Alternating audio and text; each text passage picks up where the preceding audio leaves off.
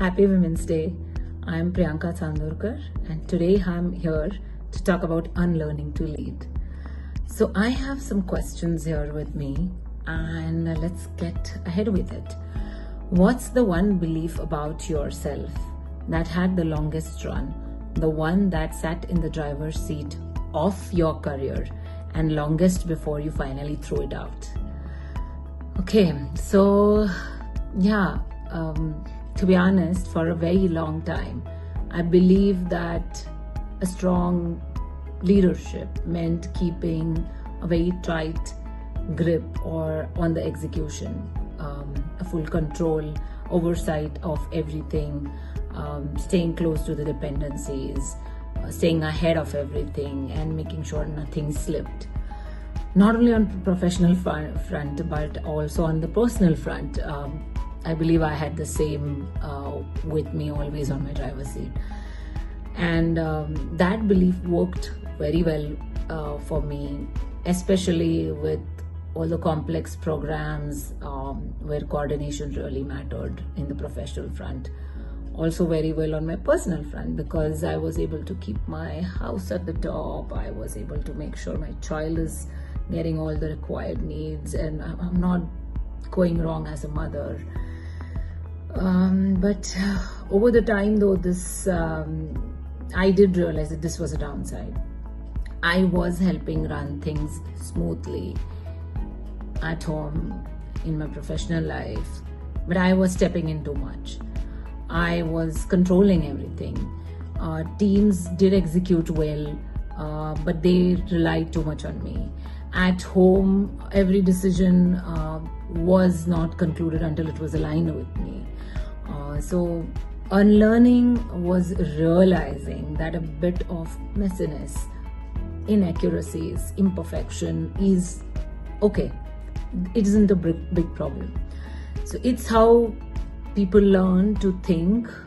People are not dependent on you. You are allowing them a chance to lead themselves.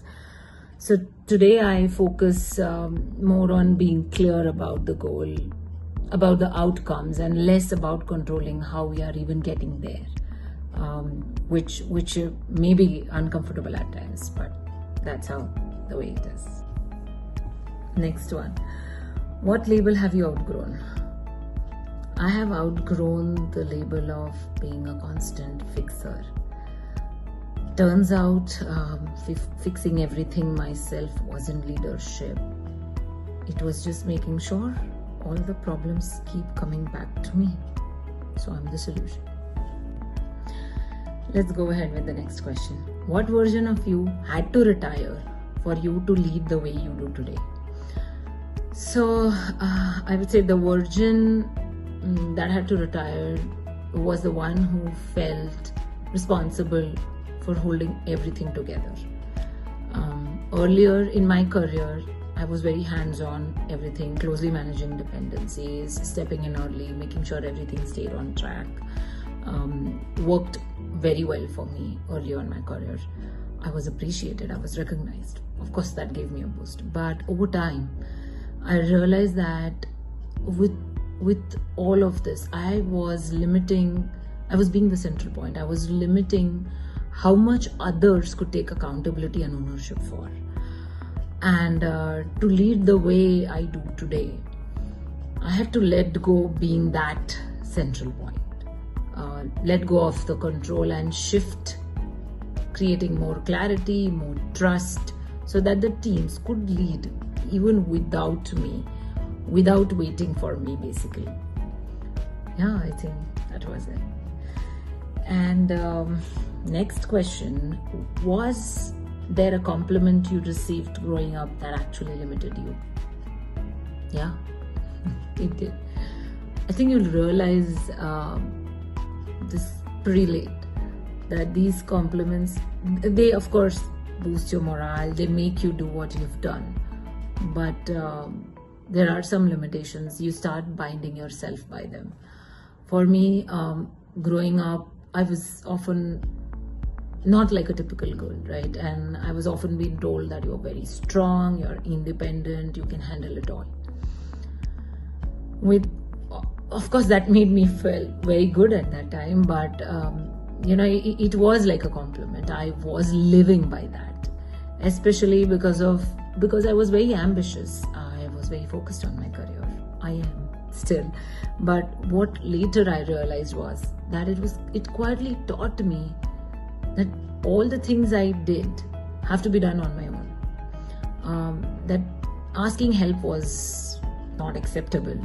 Slowing down meant losing the game. So I can't take a break. I can't pause.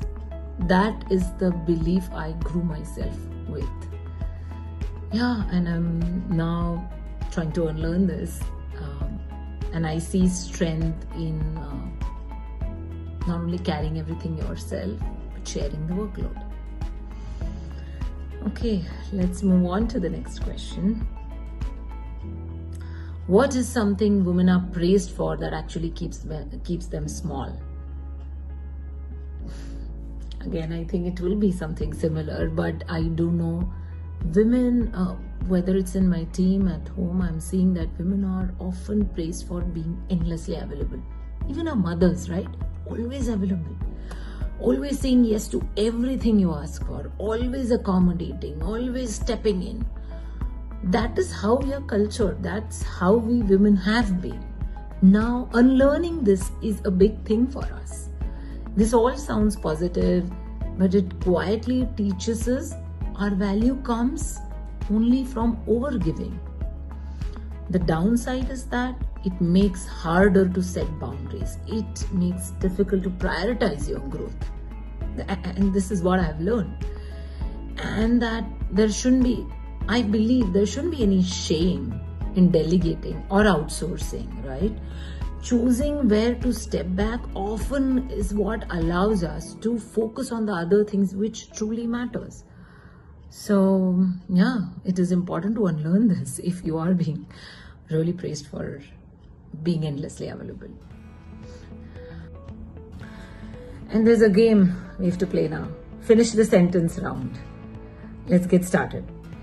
Leadership is not about having all the answers. I used to believe saying yes was the price of growth.